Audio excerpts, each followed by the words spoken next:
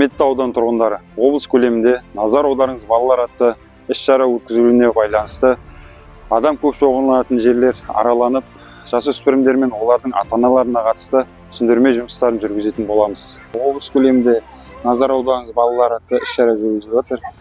Сосын ойын алаңдарында балаларыңыз ойнатқанда денсаулығына мұқият қарап, көбінесе оқушылар ойын алаңының ең биік төбесіне шығып кетеді, соларға ескерту жасап, қандай да бір оқыс оқиғадан, жарақат алып қалудан алдын алу мақсатында осындай түсіндірме жұмыстарын жүргізіп жүр.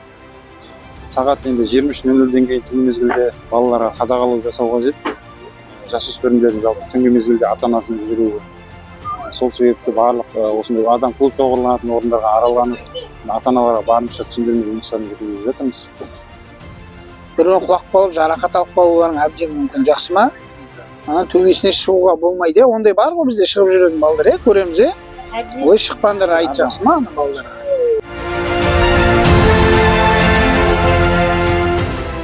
Қазіргі таңда іс-шара өткізуіне байланысты адам көп шоғырланатын дүкендер аралануда. Оның ішінде алкоголь өнімін сату ережесін қатаң сақтаңыздар.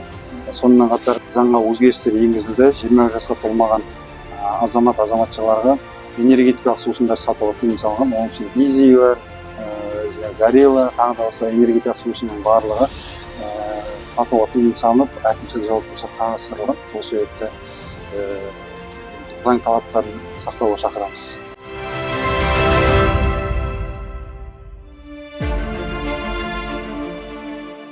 Қазіргі таңда рейдтік іс-шара жүріп жатыр. Аудан көлемінде жасөспірімдердің қылмысын алдын алу, болдырмау, жолын кесу мақсатында. Сол себепті шағын футбол ойын алаңында сағат 22:00-ге дейін ойнаймыз. Одан кейін осыраның тұрғындары демалады, ертеңіне жұмысқа барады. Сол себепті мынарада тыныштық сақталу қажет. Сіздер де 22:00-ден кейін үйлеріңізге қайтып, үйде демалыңыздар, жақсы ма? 23:00-ден кейін ата-анасыз көшеде жүруге тыйым салынады.